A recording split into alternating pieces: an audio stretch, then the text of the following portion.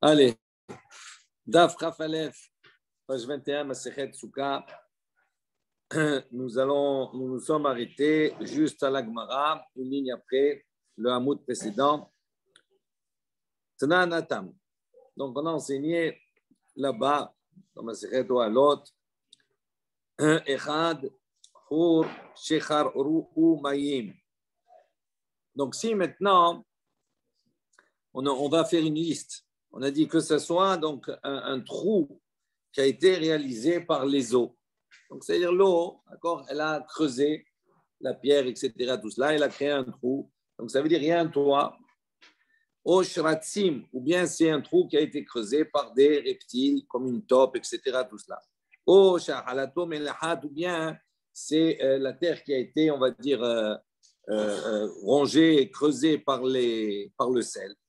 Vechen mitbach avanim également, on se retrouve devant un tas de pierres. Il y a une pierre à droite, une pierre à gauche et une pierre au-dessus, et donc ça forme un toit. Vechen tsoar shel korot, également des planches de bois. Mehail al atuma. Tous ces cas-là, on les considère comme un ho'el au niveau de la tum'a. Donc on a dit ici, il y a une tum'a, un mètre ou une partie d'un mètre qui se trouve sous un ho'el, sous un toit. À ce moment-là, si le toit il est élevé au-dessus du mètre d'un tefar, on avait déjà vu ce inyan, on voit que la tum'a se répand sur la totalité du ho'el, sur toute la surface du ho'el, et la tum'a est interrompue par le toit, elle ne monte pas plus haut. S'il y a moins qu'un tefar, à ce moment-là, elle ne se répand pas et elle monte en hauteur. Et on voit qu'on a cité ici, dans cette Mishnah, un certain nombre de cas qui sont considérés comme un OL. Rav Yehuda Omer, sur ce Rav Yehuda, il a dit Kol OL she'eno asui bidei adam eno OL.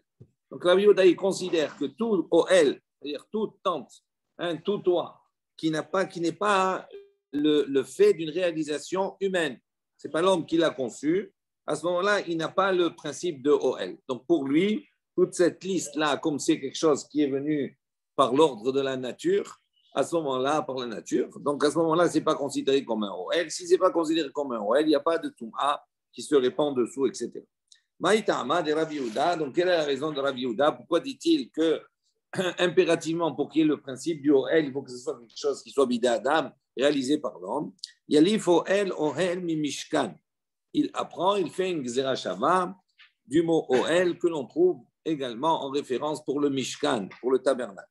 Il est mentionné ici, Zot HaTorah, Adam Kiamut Ba'oel. Donc on voit ici à propos de la Tum'a, c'est marqué, voici la règle. Adam Kiamut, donc un homme qui va mourir, où on va trouver une impureté liée à un mort, Ba'oel, dans le OL, sous le OL. Mais là-bas on nous dit à propos de la Tum'a que tous les kelim qui se trouvent sous ce OL, ils vont donc toucher à recevoir l'impureté du mort. Et il est mentionné à propos du Mishkan dans Shemot, Vaifros et Ha'oel, Halam Mishkan. On voit qu'il va étendre le OL, le toit, sur le Mishkan. Dimal et Alan Bide Adam, de la même manière que pour le Mishkan là-bas, Vaifros et Ha'oel, c'est quelque chose qui est issu d'une intervention humaine, Bide Adam, Afghan Bide Adam. Donc la même chose ici pour le Inyan du OL, la définition d'un OL pour la Toum'a, c'est quelque chose qui doit être bidé Adam selon Rabbi Yehuda. Verabanan, non, les Chachamim qui, eux, ont apporté une liste et qui ont montré qu'effectivement, le OL est défini également, même si c'est quelque chose qui est produit par la nature. Il dit Verabanan, OL, Riba. Les Chachamim, ils disent non. Il dit, OK, il y a la Gzera Shava, c'est une chose, mais puisque là-bas, on va répéter à plusieurs reprises le mot OL, donc cela signifie qu'on va, par la reprise de plusieurs fois le mot OL, cela signifie que ça s'étend à quel que soit le OL, même un OL qui est Bidei Shamaim, qui n'est pas issu de l'homme naturel. Donc ça, c'est l'interprétation des Chachamim, l'explication. Des Savar, Rabbi Yehuda. Kol OL she'eno asui bidei Adam eno OL. Il dit, est-ce que vraiment Rabbi Yehuda, il pense vraiment, il a ce principe que toute tente, que tout toit qui n'est pas issu de l'intervention de l'homme n'est pas un OL, urminu, on vient objecter. Hatzerot ayu benuyot birushalayim. Donc on va ici parler, rappelez-vous, on avait vu de la para Adouma. Rappelez la para Adouma. La para Adouma, on va voir que concernant la shrita, on va la brûler, on va récupérer ses cendres et on va la mélanger avec de l'eau de source, etc. Donc on va voir qu'au niveau de la para Adouma, il va y avoir des exigences particulières, d'accord, concernant le fait de veiller à ce que cela se fasse dans la plus grande pureté possible. Et d'un autre côté, paradoxalement, on avait vu que pour la para Adouma, pour aller contre l'idée des Sadducéens, vous vous rappelez les Saddukim, on avait vu dans la Gemara, on avait dit que pour la para Adouma, on aime purifier quelqu'un, oui, et on l'aime purifier, et à ce moment-là, il allait, parce que ce qu'on appelle Tvulium, quelqu'un qui a contracté une impureté qui le réduit à un jour d'impureté, à ce moment-là, quand il va se tremper dans la journée, il y a une discussion. Selon les Chachamim, cette personne, à partir du moment où elle s'est trempée, même si la nuit n'est pas encore arrivée, d'accord, elle peut participer à la para Adouma. Elle n'est pas considérée comme impure. Tandis que les Tzadoukim, eux, étaient en controverse avec les Chachamim, ils disaient non, il faut attendre que la nuit vienne pour pouvoir s'occuper de la para Adouma. Et pour aller, on va dire, contre les Sadducéens, on voit que les Chachamim ont exprès, ils ont dit on va rendre impure une personne et le faire aller dans le mikvé le même jour pour montrer que la halakha n'est pas comme les Sadducéens. Ça, c'est une exigence. Par rapport à cela, on va voir que pour la para Adouma, il y avait beaucoup d'exigences et on va dire on faisait beaucoup attention à la pureté. Et ici, on nous dit Hatzerot ayub benuyot birushalayim. Il y a des Hatzerot, des cours qui étaient construits à Jérusalem, al-Gabé Hassela. Donc, il les construisait, al-Gabé Hassela, sur des rochers. Ça veut dire, il faisait en sorte qu'il y avait un espace dessous. On va voir pourquoi. Vetartehem halal. Dessous, il y avait un halal, il y avait un vide. Mipne kever atehom. On avait vu kever atehom. On a dit que cette para Adouma, d'accord, ou bien les personnes qui étaient amenées pour aller puiser l'eau, on va voir, etc., ils devaient être dans un état de pureté. Et donc, qu'est-ce qu'on faisait ? On a fabriqué des chatzerot, des ponts, etc., pour pouvoir déplacer et pour pouvoir mettre la para Adouma dans des conditions où elle ne peut pas être en contact avec une toum'a. Comment c'est possible ? Ce qu'on appelle kever atehom. Kever atehom, c'est un safek. Est-ce qu'il y a un mètre ou il n'y a pas un mètre ? Dans certains endroits, on pouvait avoir un doute. Et quand on avait un doute, on voulait sortir même du doute et ne pas se mettre dans une situation où cette para Adouma, où les personnes pouvaient contracter une impureté qui était liée aux morts. Comment on faisait ? On a vu, on a dit un toit, s'il est plus qu'un téphar, à ce moment-là, ça fait une séparation entre la toum'a et ce qu'il y a au-dessus. Elle arrête la toum'a de monter. Donc, qu'est-ce qu'ils avaient fabriqué ? Et on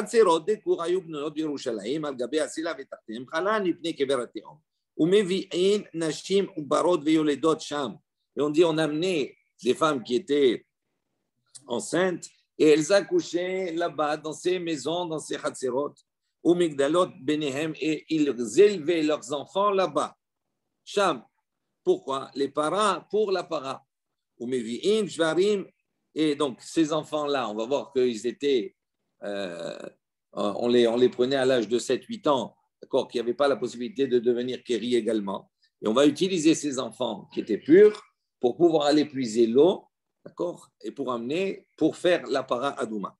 Il dit, après ça, ils apportaient, quand ils grandissaient, ils apportaient des jvarim, c'est-à-dire des taureaux, et ils mettaient sur ces taureaux daltot, c'est-à-dire des portes, des planches, vetinokot, et on dit les enfants, yoshvin al-gabehem, ils s'asseyaient dessus, vechosot shel even bidehem, et ils avaient entre leurs mains des vers en terre, ça veut dire des objets qui ne pouvaient pas être mekabel tum'a.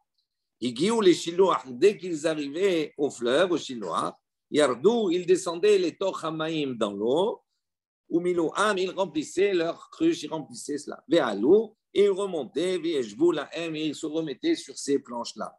Donc on voit qu'ici, on exigeait, on faisait attention à que même cette eau et même ces enfants, etc., puissent puiser dans toute la pureté possible. Et donc, on les mettait toujours dans des conditions où il y avait sous eux un toit.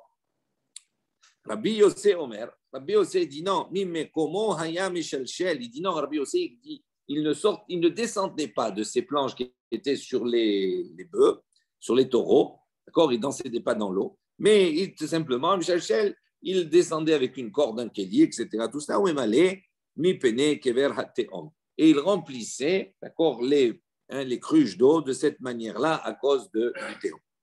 Betania, et sur ce, il y a une baraïta qui dit Rabbi Yehuda Omer, Lo ayom mevi'im daltot, et là, Shvarim. Donc, Rabbi Yehuda, il a dit, on n'avait pas besoin, on ne mettait pas de porte, de planche, d'accord, sur les taureaux sur lesquels on mettait les enfants. Il dit non. Et là, Shvarim, il utilisait directement les taureaux. Vehem Shvarim, Dehoel, Sheno Asubi, de Adam, Hu, Vekatane Rabbi Yehuda Omer, Lo ayom mevi'im daltot, et la Shvarim. Donc là, on pose la question sur Rabbi Yehuda. Qu'est-ce que Rabbi Yehuda a dit précédemment? Il a dit que n'est considéré comme un Ohel uniquement un Ohel qui a été l'œuvre d'un homme, d'un individu. Mais si ce Ohel-là, il est issu de la nature, à ce moment-là, ça ne s'appelle pas un Ohel. Alors là, on a un problème, parce que Rabbi Yehuda, qu'est-ce qu'il dit? Lui, il dit, on ne met pas des planches. On les met les enfants directement sur les shvarim, sur les taureaux. Pourquoi? Parce que le taureau, des Ohel, il dit, mais le taureau, c'est un Ohel. Chez nous, Adam, il n'est pas l'œuvre de l'homme, c'est l'œuvre de Dieu, le taureau. Donc il dit, bien Katané, il dit, voici que Rabbi Yehuda, on a enseigné, Rabbi Yehuda Omer, lui, il a dit, on a dit, il ne porte pas des planches. Et là, je varie directement. Donc c'est une question sur lui. Comment on voit que Rabbi Yehuda ne tient pas compte de ce principe? Donc comment on a dit que Rabbi Yehuda tient compte de ce principe, que si ce n'est pas Bidé Adam, ce n'est pas un Ohel? Qui attend Rabdimi. Donc, lorsque Rabdimi est venu d'Israël à Babel, Amar Rabbi Elazar, il a dit au nom de Rabbi Elazar, il a dit Modé Rabbi Yehuda, Kimlo Egrof. Dit Rabbi Yehuda, il est d'accord, Kimlo Egrof. Ça veut dire quoi, Kimlo Egrof? Ça veut dire que Egrof, c'est un point. D'accord? Ça veut dire, on va voir que le Ohel, il est défini en tant qu'Ohel à partir d'un Tefar. À partir du moment où il y a un Tefar. En vérité, Rabbi Yehuda, il pense que quoi? Que qu'est-ce qui n'est pas considéré comme un Ohel uniquement lorsqu'il a fait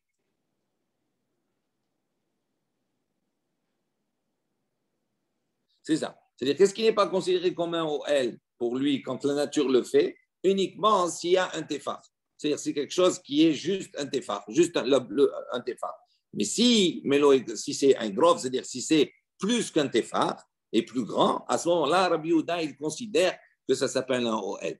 C'est tout le principe que Rabbi Yehuda il a avancé et qu'il a dit n'est considéré comme un Ohel uniquement l'œuvre de l'homme et pas l'œuvre de la nature, uniquement dans le cas où le Ohel il est au niveau d'un tefar. Mais s'il est plus grand qu'un tefar, à ce moment-là, même Rabbi Yehuda il est modé, il est d'accord pour dire qu'à ce moment-là, c'est le statut d'un Ohel.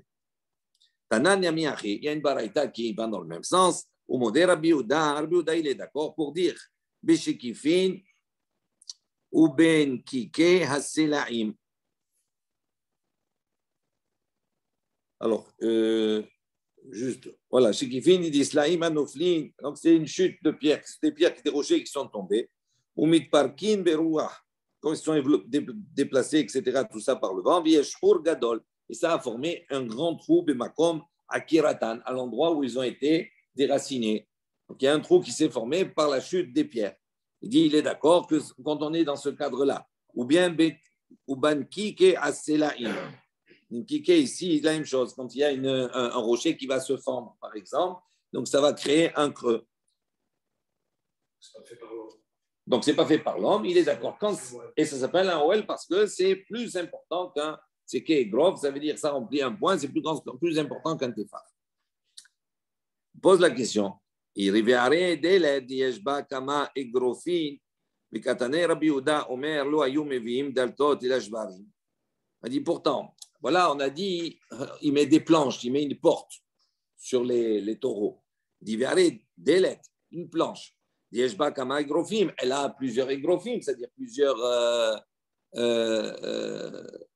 points, c'est-à-dire plusieurs tefars. Et pourtant, Katane Rabbi Yehuda, il a dit quoi? Non, on ne met pas les portes. uniquement le shvarim, directement le taureau. Il dit pour quelle raison? Pourquoi il n'a pas besoin? Si on met des portes, pourquoi shvarim? Amar Abaye, l'autre, les avis de l'altot. Donc Abaye, il dit non. Qu'est-ce que ça veut dire? Ça ne veut pas dire que Rabbi Yehuda, il dit non, on ne doit pas mettre de porte.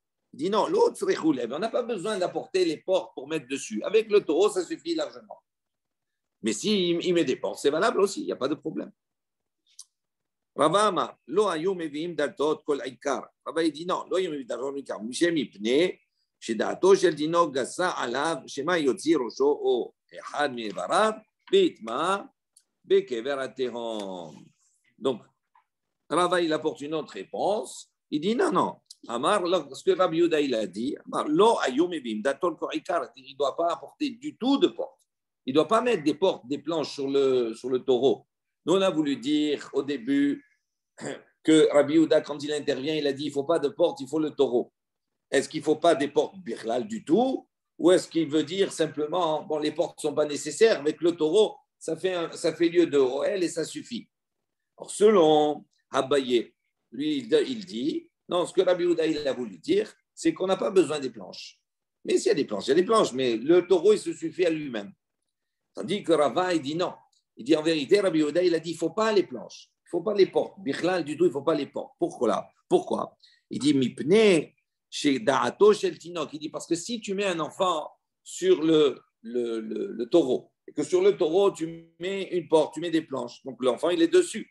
À ce moment-là, l'enfant Da'ato, Gassa Alav, il va se sentir un peu fier, on va dire, il va vouloir s'amuser, etc. Il va être curieux. Donc, qu'est-ce qu'il va faire? Peut-être qu'il va sortir sa tête ou un de ses membres il va dépasser pour voir ce qui se passe. Mais Itma, à ce moment-là, s'il passe au-dessus d'un kéver, d'accord, d'une tombe, à ce moment-là, il va impurifier une partie de son membre ou sa tête est impurifiée, l'enfant va devenir impur. Et donc, il dit, c'est pour cela que Rabbi Yehuda, il dit, il ne faut pas du tout de porte pour ne pas justement que ça perturbe l'enfant qui puisse mettre la tête au-delà, etc. Tout ça. Et on le met directement sur cet animal, sur ce taureau. Tanya Gvate de Rava, donc il y a une baraïta qui va selon l'opinion de Rava. Rabbi Yehuda Omer, Rabbi Yehuda l'a dit, Lo ayom eviim daltot korikar, on ne doit pas du tout apporter de porte sur ce bœuf. Mipne shedato shel tinok gassa alav, parce qu'à ce moment-là, l'esprit de l'enfant va être gonflé, c'est-à-dire il va être un peu fier et il va vouloir regarder à droite et à gauche. Shema Yotzi Rosho, peut-être qu'il va sortir sa tête au Echad Me'evarav ou une partie de ses membres, un des membres, mais à ce moment-là, il risque d'être impurifié avec ce doute-là, peut-être qu'il y a un kéver, une tombe à l'endroit où ils vont passer. Et là, mais il doit apporter Shvarim Amitzrim, des taureaux égyptiens. Chez Keresoté en Rechavot, il dit parce que ces taureaux égyptiens avaient les flancs, le ventre, etc., qui étaient très larges. Et donc les enfants étaient assis dessus, comme il était très large, il n'y a rien qui dépassait. Et on remettait, ils avaient entre leurs mains des vers, d'accord, en terre. Il arrivait au fleuve. Et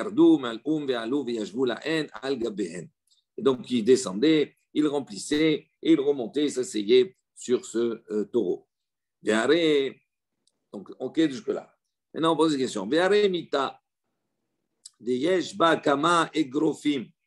dit, on avait vu dans la Mishnah que si on a dormi sous le lit, on a dit celui qui dort dans la Mishnah sous le lit, selon les Chachamim, lo yatsaï de chovato.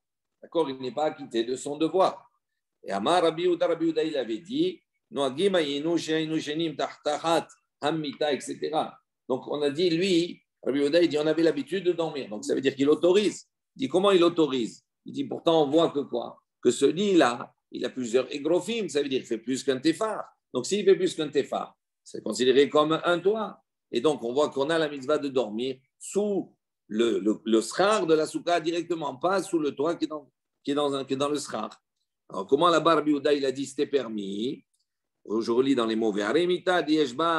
Kama igrofim, utnan, et on a enseigné.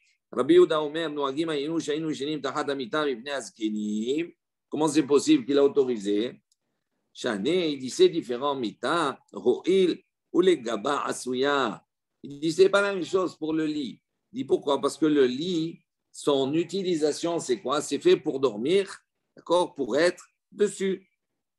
D'accord? Donc, comme c'est fait pour être dessus, si tu es dessous, à ce moment-là, ça ne s'appelle pas un OL, parce que ce n'est pas son utilisation. Ah, il dit, OK, si tu réponds comme ça, Shvarim Name, les Gabanasuyin, il dit la même chose. Et les bœufs, les taureaux, ils sont faits pour qu'on s'assoie dessus.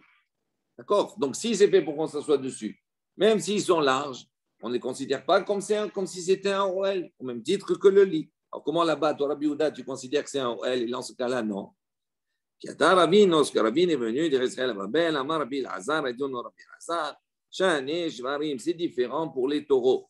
O'il, ou Maginim, ala Ro'im, Bahama, Mipne Ahama, ou Bikshamim, Mipne Akshamim. Il dit c'est différent pour les taureaux. Pourquoi? Parce que le taureau, même si effectivement c'est quelque chose qui à la base nous sert à monter dessus, il dit mais on voit que parfois c'est quelque chose qui sert à protéger les Ro'im, c'est-à-dire les bergers.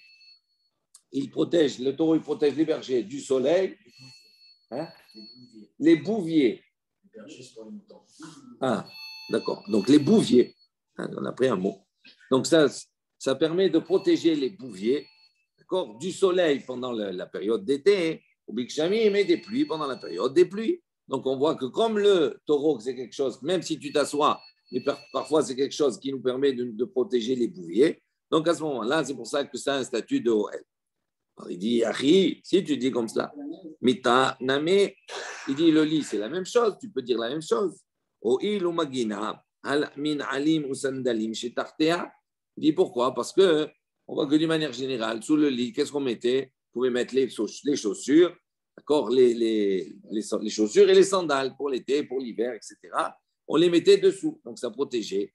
Donc ces chaussures, donc on voit ici que le lit, même si c'est fait pour s'asseoir dessus ou pour s'allonger dessus, on voit que ça peut être utilisé pour protéger d'autres choses. Donc, c'est pour ça qu'on peut dire la même chose. Et donc, pourquoi tu ne considères pas que le lit, c'est un OL? Et là, Amar Rava, Shani Shvarim, Rava, il donne une autre raison. Il dit, c'est différent, les Shvarim, les taureaux. Pourquoi? Ho'il ve'asu'il le'agil al-bene me'ayim shelahem. Il dit, parce que le taureau, c'est un être vivant. Ça veut dire, il a en soi une colonne vertébrale, et il a des côtes, etc., qui, elles, sont faites à la base pour protéger les bnéméaïm, c'est-à-dire les intestins, d'accord, tout ce qui a les entrailles, tout ce qui a à l'intérieur. Donc, ça veut dire quand il est dessus, en vérité, il y a un OL naturel, entre guillemets, la colonne vertébrale et les côtes, qui, elles, protègent ces entrailles, et donc c'est considéré comme un OL par rapport à celui qui est dessus. Chez Mardou, on voit ça, comme il est marqué dans le Passouk, Or ou Bassar talbisheni. Donc, dans Yov, d'accord, tu m'as parlé de or et de bassar, ou ba'atzamot vegidim tesuchecheni. Et on voit que atzamot, les os et les gidim et les nerfs, tesuchecheni, on voit la chose schar. Ça veut dire que c'est quelque chose qui sert à recouvrir et donc à protéger. Donc il dit la même chose. Ces côtes, les os de l'animal, c'est quelque chose qui sert, comme on lui donne le statut de schar. Donc ça veut dire qu'on le considère comme un hoel. Et il et tema. Et si tu veux, je te donnerai une autre réponse. Rabbi Houda, les ta'amé. Juste s'arrêter quelques secondes. Oui, un Rachid. Veiba et tema. Un peu vers le haut. Les Rabbi Houda. Pour Rabbi Houda, mita ho'el hi. Et là, inu ta'ama deshare mishum desuka ho'el kavuahu. Donc, tu vas donner une autre réponse. Il dit comme ça, Rachid précise, il dit pour Rabbi Houda, Mita Hoel, en vérité, même Rabbi Houda, il considère que le Mita, le lit, c'est considéré comme un Hoel. Pourquoi? Alors, si c'est considéré comme un Hoel, comment il peut dormir dessous? Comment il peut permettre? Il dit là, Inutama, il dit on va voir parce que ça va par rapport à son ta'am qu'il a donné. Lui, il a dit Deshare Mishum Desuka Hoel Kavouaou. Parce que tout le Inyan, c'est quoi? C'est qu'il va considérer que le mita, c'est un OL, mais c'est un OL araï. Tandis que la souka, c'est un OL kavua, qui est fixe. D'accord? C'est en dur. D'accord? Le lit, je n'ai pas besoin, je le déplace, je l'enlève. La souka, pendant cette période, elle s'appelle un lieu fixe. Donc, il dit, il y a un principe qu'on avait déjà vu précédemment, il y avait toute une marloquette il dit que quand on a un OL Arai, le OL Arai, un toit qui est, on va dire, facultatif, il ne peut pas, d'accord, annuler un toit fixe. Donc il dit quand on est dessous, ok, le Mita c'est un OL, mais comme c'est un OL Arai, donc il n'a pas la force d'annuler, d'accord, le OL Kavura. Et donc c'est lui qui est annulé par rapport au OL Kavura. Et donc c'est considéré comme si on était sous la souka directement et pas sous le lit. Dans les mots, Peiba et Tema. Rabbi Uda, Rabbi Uda, il va selon son opinion. Parce que lui, on avait dit que rappelez-vous, on a dit la souka, il la considère comme dirat, comme kavua, et c'est pour ça que lui, il autorisait même une souka qui avait plus que 20 amot. D'accord. Donc il dit, de Amar, qu'est-ce qu'il a dit à lui de Amar? Souka dirat keva be'inan. Lui, il dit, il a besoin, la soura doit avoir un statut de keva, quelque chose qui est fixe. Ve'avale mita dirat arai. Il dit, le lit, c'est dirat arai, c'est quelque chose qui est provisoire. Mais souka, O'el keva, et la souka, elle a un O'el qui est fixe. Mais l'oate O'el arai, ou mebatel O'el keva. Il dit, donc Rabbi Yoda, il considère qu'un O'el arai, d'accord, un toit, une tente qui est provisoire, ne peut pas annuler une tente qui est fixe. Oui, ça oui. La souka, elle annule la souka qui est keva. Mais la souka, c'est pas un problème, puisque de toute façon, elle est. Oui. Non. Pas le dire ça. Pourquoi faire? C'est toute la problématique. Tu dois résider dans la souka. Il sert, tu peux dormir. Oui, c'est ça. Donc c'est lui qui est annulé par rapport à la souka. Mais lui, comme il est provisoire, tu peux l'enlever, etc. Tout cela. Il est araï. Donc s'il est araï, il ne peut pas déraciner quelque chose qui est kavua, c'est logique. Qui est la souka. Pour lui, c'est Rabbi Yehuda. Donc c'est pour ça qu'il va selon son sens à lui. Donc ça veut dire pas dire que maintenant, dans cette réponse, on ne veut pas dire que être sous le mita, ce n'est pas un OL. Mita, si, c'est un OL. Mais comme il est OL araï, donc il s'annule par rapport au OL qui est kavua. Donc ça veut dire que si tu en joues le mita, pour lui, c'est permis. Pour Rabbi Yehuda, c'est permis. OK? Veha, il dit, Veha, Rabbi Shimon, il dit, mais voilà, Rabbi Shimon, de Amar Nami, Souka dirat keva ba'inan. Rabbi Shimon, il a dit aussi qu'il a besoin que la Souka s'appelle dirat keva. Veate o'el aray, ou mevatel o'el keva, o'el kavua. Il dit, pourtant, il est venu, il a dit que l'o'el aray, il peut annuler l'o'el kavua. Donc lui, il dit l'inverse. Il dit, pourquoi, tu vois là, Rabbi Shimon, il dit l'inverse. Et bien, appliqué. Il dit, justement, c'est ça, dans ça, ils sont en marloquette. Mor savar, ateo el aray, mevatel o'el kava. Ou mor savar, lo ateo el aray, mevatel o'el kavua.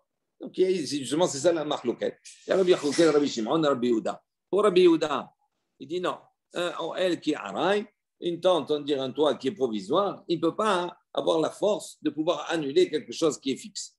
Et tandis que Rabbi Shimon, il dit oui. Il dit même OL araï, il peut annuler un OL kavua. C'est ça juste l'objet de la discussion.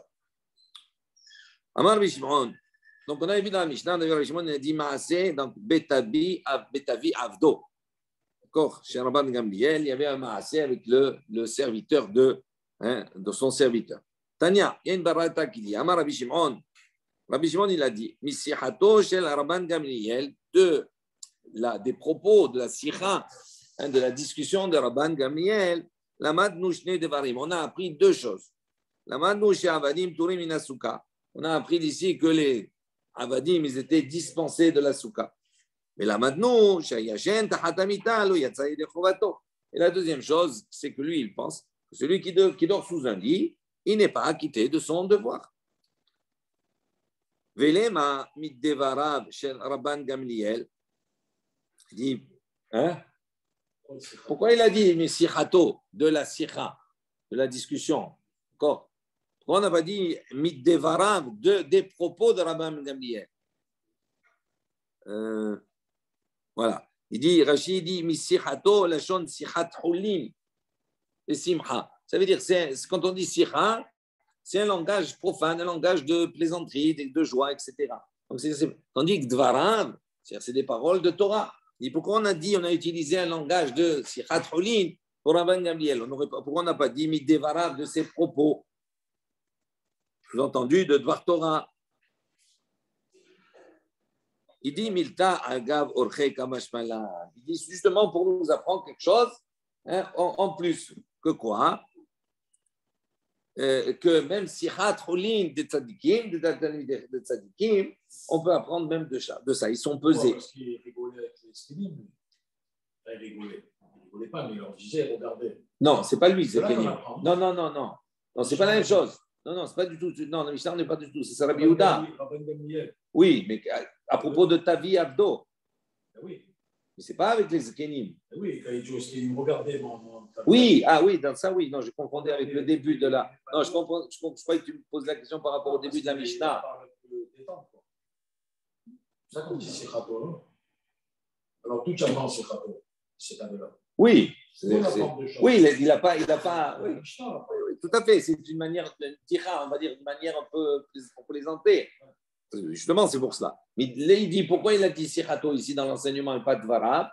Il dit parce que justement, on va apprendre à quelque chose à Gavor, c'est-à-dire quelque chose en plus que quoi, que même si Khatroulin, Natani Khacham, elle est importante. Comment on va voir? Qui a des Amar Abaha Bar Ada, Biamrila, Amar Abaha Bar Ada, Amar Avamnuna, Amar Rav, tout ça au nom de Rav. Minaïn, Javilu Sikhat Talmidei Chachamim Tzricha Limud, d'où sait-on que même Sikhat Talmidei Chachamim, que même la parole, la discussion qui est apparemment profane ou plaisanterie, des Talmidei Chachamim, Tzricha Limud nécessite une étude, c'est-à-dire on peut apprendre de cela. Chez Neymar, comme c'est marqué, Ve'aleu, lo yibol, dans Télim, et même les feuilles. Les feuilles, elles ne se fanent pas. C'est-à-dire même les feuilles, c'est quoi? C'est quelque chose qui apparemment est secondaire. Dit lo yibol, même ces feuilles-là, elles ne se fanent pas. Ça veut dire quoi? C'est quand même la parole des Chachamim, même si Bratrouni, c'est que tout est bon. Matnitin, c'est joli ça. Matnitin, une nouvelle Mishnah. Hasomer sukato bekar'e amita kshera. Donc le Tana Kama, les Chaim disent comme cela, celui qui est somer. Ça veut dire en fait, quand lui il rigole avec les Skélim, quand il dit regardez mon serviteur, il est là. C'est même tu apprends de lui, c'est pas On aurait pu croire qu'il dit ça comme ça en rigolant, c'est fini. Ouais. Non, tu apprends deux choses de ça. D'accord, bien sûr. C'est important. Bien sûr. C'est ça qu'on vient de dire ici. C'est pour ça qu'on a relevé la chose. Non, c'est très beau. Bien sûr. Allez, on fait une nouvelle Mishnah. Hasomer sukato bekar'e amita. Donc, si quelqu'un, il va maintenant utiliser les montants du lit. Quand on a un lit, il y a des parois aussi. Et on va poser le srar dessus. Non, je sais pas, juste, on va profiter puisqu'on a les photos. Comme ça, vous pouvez bien visualiser.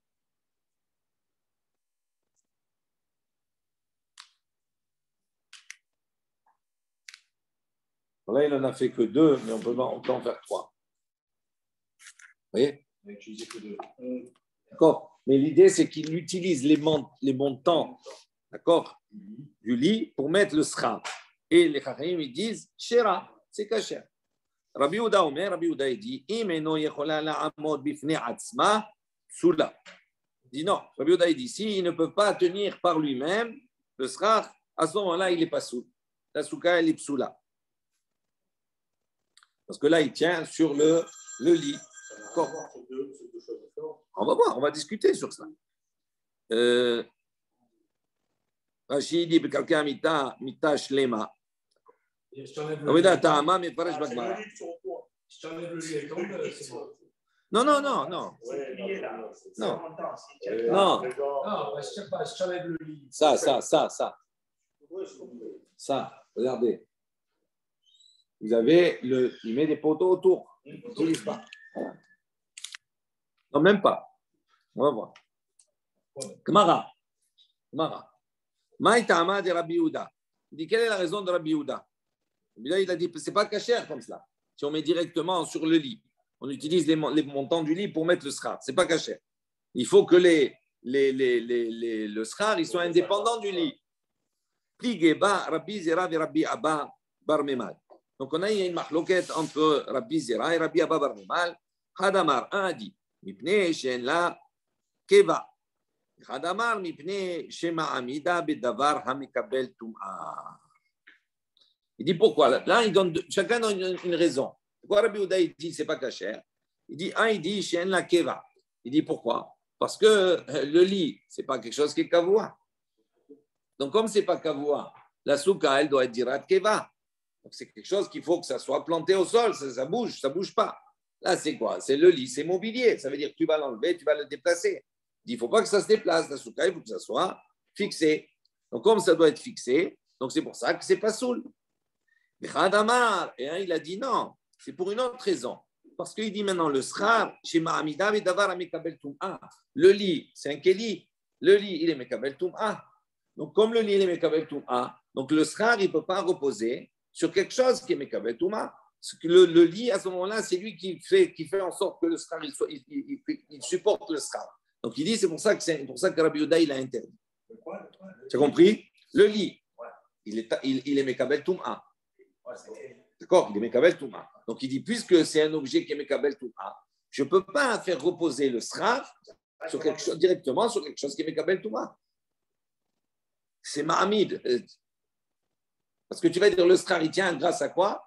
Grâce à quelque chose qui est mekabel tum'a. Et on a dit non. Ça, c'est deux raisons. La Gemara, elle dit, ma benaïou. Dit, quelle différence il y a entre les deux? C'est-à-dire, quand on pose la question, dans les deux cas, c'est pas soul. Donc, que ce soit pour ça ou que ce soit pour ça, mais c'est méchané, qu'est-ce que ça change? Dans l'absolu, c'est interdit, c'est fini. Ça change que si ça n'était un lit kavua. Alors, c'est ça la question de la Gemara. Maï benaïou. Alors, 2 secondes, regarde. Kegon, il dit non. C'est, par exemple, il donne une situation. Chez Na'at Shipudim Shel Barzel, il a planté des barres de fer. D'accord? Il a fait le schar sur eux. Les mandé amar, les fiches en la kavua, la keva areyesh, la keva. Il dit si tu dis comme cela, à ce moment-là, la raison qu'on a invoquée, c'est parce que c'est pas kavua. Là, c'est kavua. Ça veut dire s'il a mis 4 poteaux et dessous il a mis le lit, il a des parois. Donc le lit, en vérité, les parois du lit, ils vont faire objet des murs de la souka. Mais le schar, il repose sur quoi? Sur les shipudim. Il ne repose pas directement sur le lit. Et on utilise les parois du lit pour monter les murs. D'accord? Donc on a une souka. Il dit maintenant, pour celui qui a dit que il faut que le lit, la chose, elle soit kavua, c'est pour ça que le lit, ça ne marche pas. Il dit là, c'est kavua. Donc ça serait permis. Parce que même si le lit il est dessous, ça ne change rien. Il dit, alors 2 secondes, je reprends. Maï Benaï, oui, il dit quand China Aspoudin Sherbazer Visikar Alehem, les mandés à Marifichen la Keva, Kavua, et la Keva à ce moment-là, il dit c'est Kavua ici. Ou mandé à Marmipne chez Mamida Bedavar Mikabel Touma, Mamida Bedavar Mikabel Touma. Il dit, mais selon la deuxième raison, il dit dans cette configuration-là, ça serait aussi interdit. Pourquoi? Parce que qu'est-ce qui est Mahamid, qu'est-ce qui tient le schar? C'est le fer. Et le fer, il est Mikabel Touma. Donc c'est pour ça que ce serait interdit. Amar Abaye, il dit non. L'Ochanou. Alors, maintenant Abaye va expliquer. Qu'un lit, si tu le fixes au sol, si tu le plantes au sol, tu le chevilles au sol, oui. Avec les montants en bois, c'est bon. Il est kavua et il n'est pas bel témoin. Même un lit. Si tu n'utilises pas les montants du lit.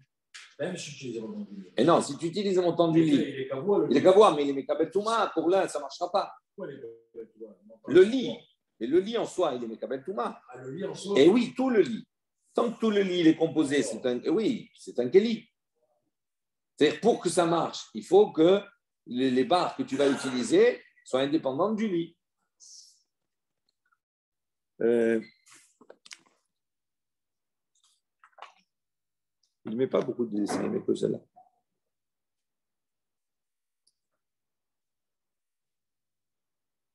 Oui, voilà. On continue. Abaye, il dit non. L'Ochanou, c'est-à-dire quand on a dit qu'il a posé le schar, d'accord, directement sur les montants du lit, il dit et la samar, abal siker al gabe hamita shera. Amar Abaye, l'Ochanou, c'est pas là? Je n'ai pas sauté. J'ai sauté? Non. L'Ochanou, alors? J'ai pas sauté, j'ai sauté. Je sais pas. On relit, Maï Benaïou, quand j'ai Shipoudin shel Barzel, Siker Alehem, les mandés à Marlifichen la Keva, הרי יש לה קבע. ומאן דאמר מפני שמעמידה בדבר המקבל טומאה, הרי מעמידה בדבר המקבל טומאה. Amar Abaye, il a dit non, l'oshanu et la samach, quand on a dit qu'on ne peut pas, d'accord, directement, on ne peut pas mettre comme cela le schar directement sur le lit, et la samar, on a dit uniquement s'il repose directement sur le lit. Aval, siker al-gab amita. Mais si maintenant, siker, ça veut dire il a fait au-dessus, autour du lit, sur le lit, il a fait un schar, il a monté des bois, d'accord, de chaque côté, et il a mis le schar. Azon la kshera, ça c'est caché. Maïtama, dit pour la raison. Les mandés amar les fichiers la keva, ariesh la keva. Dit selon celui qui a dit que parce que le lit il n'est pas keva, il n'est pas fixe. Il dit à ce moment-là, c'est fixe. Pourquoi? Parce qu'il a mis autour un encadrement en bois, il a mis autour du lit. Les mandés amar ibne shemamida bedavar mekabel tum'a. Dit selon celui qui a dit que c'est interdit parce que c'est mahmid, c'est quelque chose qui reçoit la tum'a. Si dans ce cas-là, il n'y a pas de chose qui reçoit la touma, puisque tout le contour, il est fait avec du bois. Donc les pieux qu'il a mis, ce n'était pas en barzel, mais c'était en bois. Vous avez le schéma ici, je me lève juste pour vous montrer. Hein? C'est parce que ce n'est pas en barzel ici. Là, il te dit que ce n'est pas en barzel. אבל סיקור על המיטה ולא סמך הסיקור בקרעים אלא על גבי יתדות אבל כל דופני הסוכה אינה אלא מיטות. Voilà, il te dit toutes les dofnés, tous les parois du lit de la souka, d'accord, c'est mitot. משלושה צדדים לא פסיל רבי יהודה דעה לא גמרינן פסול מיני לסוכה אלא לסיקור וזה לא הווה. Donc il explique, il dit bien que le lit il a des parois et qu'on va utiliser les parois du lit, d'accord, pour former les murs de la souka. Rabbi Yehuda dit c'est pas pasoul. Pourquoi? Parce que le seul problème où il y a un psoul, c'est au niveau du schar. Le schar, il ne faut pas que ce soit fait avec quelque chose qui soit mekabel touma, etc. Mais les parois, il n'y a pas de problème. Et on est dans cette configuration. Donc il dit si on met directement sur le lit, c'est pas soul, c'est pas valable. Si maintenant on met des 4 pieux autour du lit, que le lit il est dessous, et qu'on utilise des parois du lit, d'accord, pour former les murs, que il y a des dots, c'est-à-dire ces pieux, ils sont en bois. À ce moment-là, il a fait le scarpa dessus. À ce moment-là, il n'y a pas de question. D'accord? C'est un lit au milieu du souka. Oui. C'est comme un lit au milieu du souka. Non. C'est pareil. Non, parce qu'il y a un élément que tu as oublié. Qu'est-ce qu'il y a de spécial? Alors, je vais t'expliquer. Tu mets un lit au milieu, c'est pareil.